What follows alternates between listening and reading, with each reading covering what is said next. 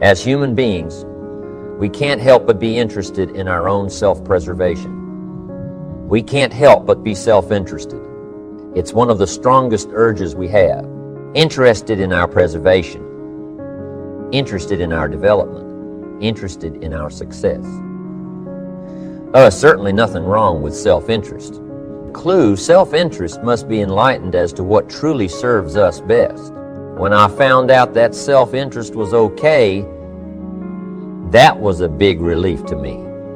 Now, we're not talking about selfish. We're talking about self-interest. Self-interest needs to be educated, enlightened. Self-interest is willing to be benefited by service to others, not at the expense of others. Self-interest at the expense of others starts to be greed, evil. Hoping you go up as someone goes down, hoping to attain while someone else loses. I win. You lose. We call that the beginnings of evil, the dark side of our nature, wishing to benefit at the expense of others. Enlightened, self-interest wishes to benefit at the service of others.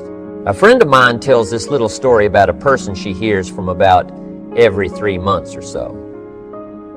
This guy calls to solicit money for food baskets for homeless families. She's happy to give her money to them. She was unfortunately homeless for a short period of time, and she knows the position these people are in. This group is legit. She checked them out. But after the second or third time this guy called, same guy, after the second or third time he called, she started talking to him about other stuff. Turns out this guy is broke, living in a hotel, looking for any construction job. He can find any job at all. But what's unique about this guy is that he donates 2 or 3 hours a night to call people and get money to feed the homeless every night from his hotel room. Now, most people would say this guy should use those hours every night to work a second job or a third job. But while he's way down on the ladder of success, he feels it's important to help those less fortunate than he is. He has a roof over his head. He makes enough to feed himself. And my friend says that every time she talks to this guy, every 2 or 3 months, he's doing better. He's digging himself out of debt. He's starting to save money. He thinks he'll be able to move into an apartment in another month or 2. Now, recently, an interesting thing happened. My friend was talking with an associate of hers. She's single, lives in a big house, needs to find a handyman to help her out on a regular basis, someone who can build an addition onto her house. So my friend told her about this guy. The only reason this guy ended up being hired was that my friend's associate was touched by his dedication to service, while he himself was down and out. Service. Success at the service of others. Now, this guy isn't rich by any stretch, but through my friend's network, he now has constant work doing things around several people's houses. And now he's in a place of his own. And guess what he does every night? He's still making phone calls to get money to feed the homeless. What great character this man has. Enlightened self-interest leads to wealth. Self-preservation leads to poverty. Somebody says, well, I can't be concerned about other people. I have to pay attention to myself.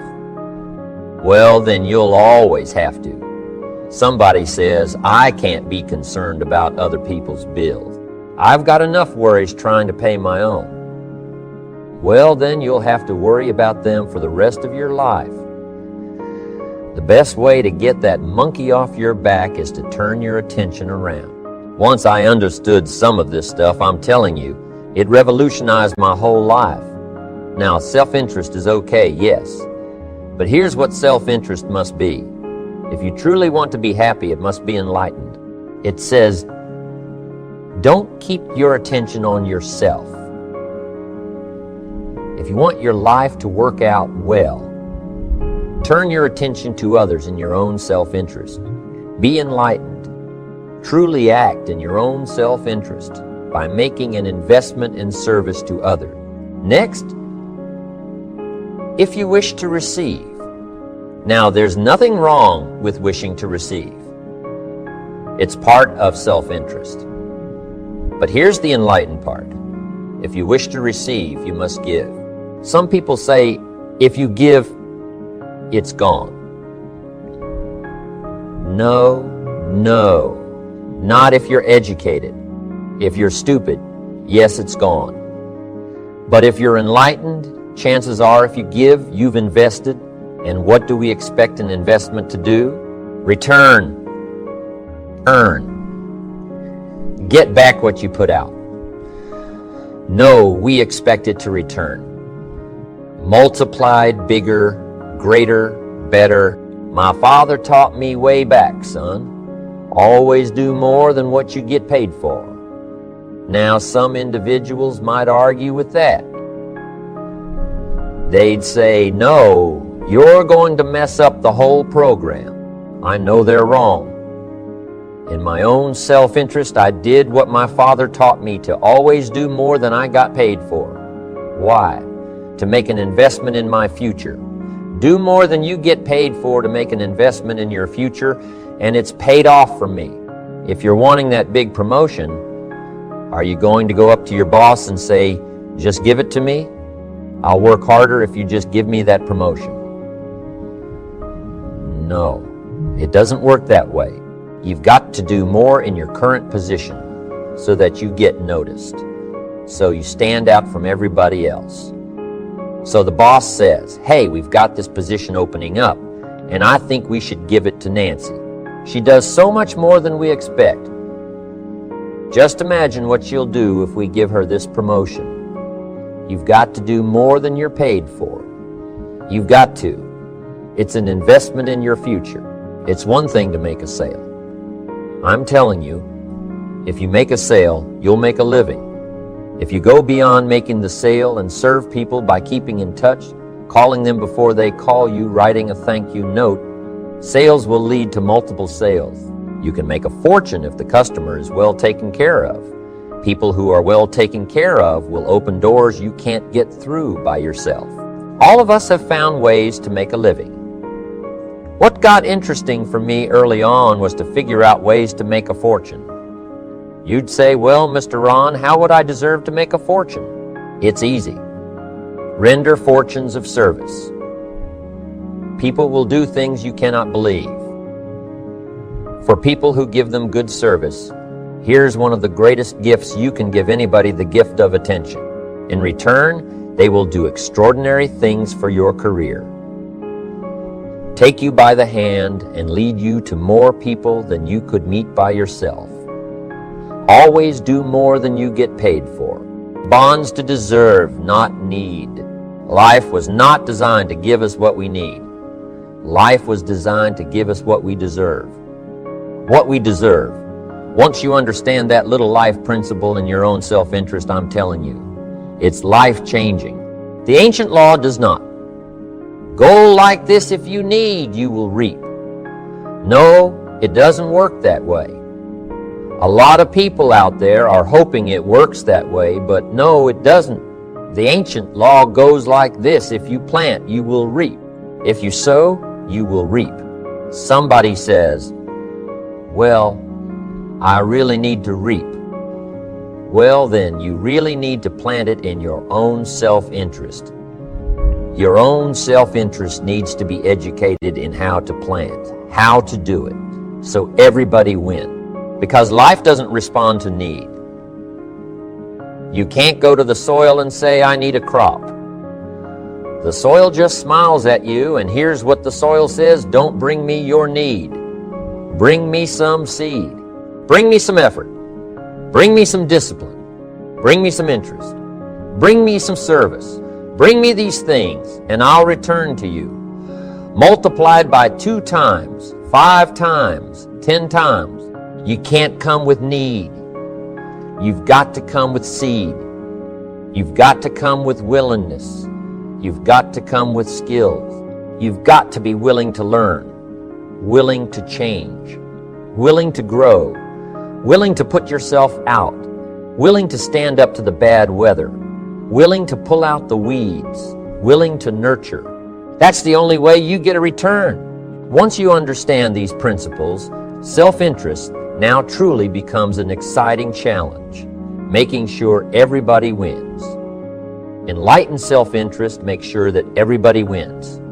Now here's another one. If you want to find, you must search. And if you search, you will find. In order to find, you must search. You must go to church. You must go to the seminar. You must go to the library. You've got to go to the bookstore. You've got to go to the class. You've got to go to the training. You've got to go searching. Why? If you search, you will find. You'll find ideas. You'll find inspiration. You'll find hope. You'll find contacts. But you've got to be out there on the search, on the look. Life reserves its treasures for those who deserve it, not those who need it. Enlighten self-interest.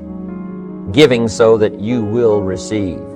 Searching so that you will find. Making sure that everybody wins all the way around. Enlightened self-interest needs to be educated. Enlightened.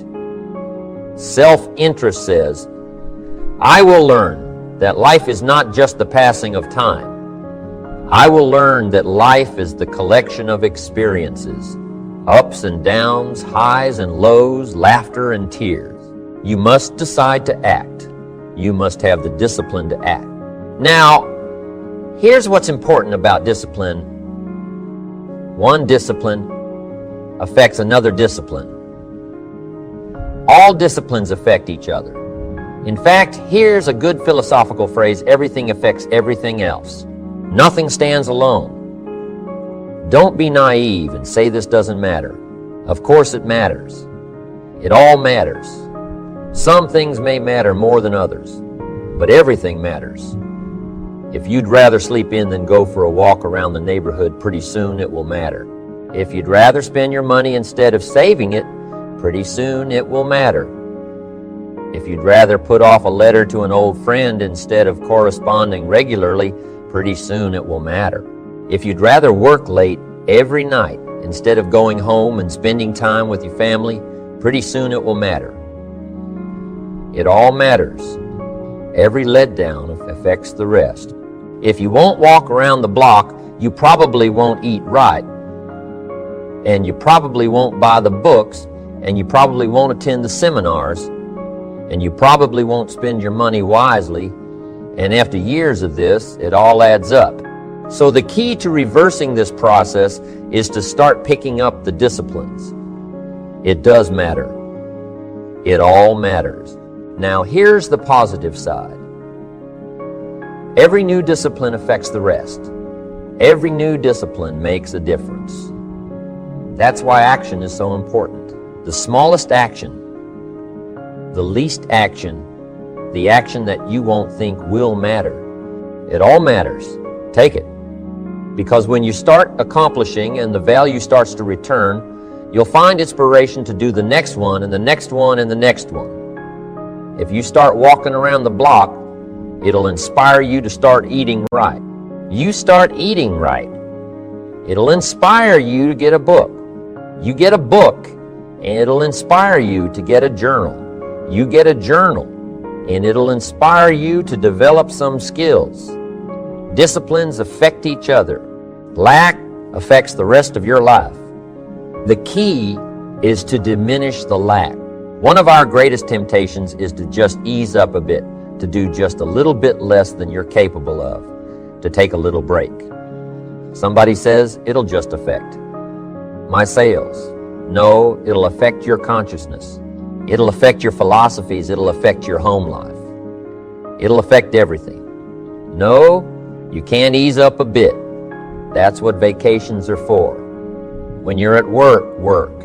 When you're on vacation, rest. Wherever you are, be there. If you think about vacation when you're at work, you'll surely think about work. When you're on vacation, you'll just mess it all up. So be disciplined. Get involved. Do all that it takes to get the job done. Get your health back. Get your bank account where it's supposed to be. Get your family in order. Get disciplined. Be disciplined every day. When you set up the disciplines that give your life structure, miracles can happen, multiplied. And I'm telling you, anybody who wants to make a drastic change in their income can do it. I was broke at age 25 and a millionaire at age 31. Everything around me was the same. I changed. I refined my philosophy.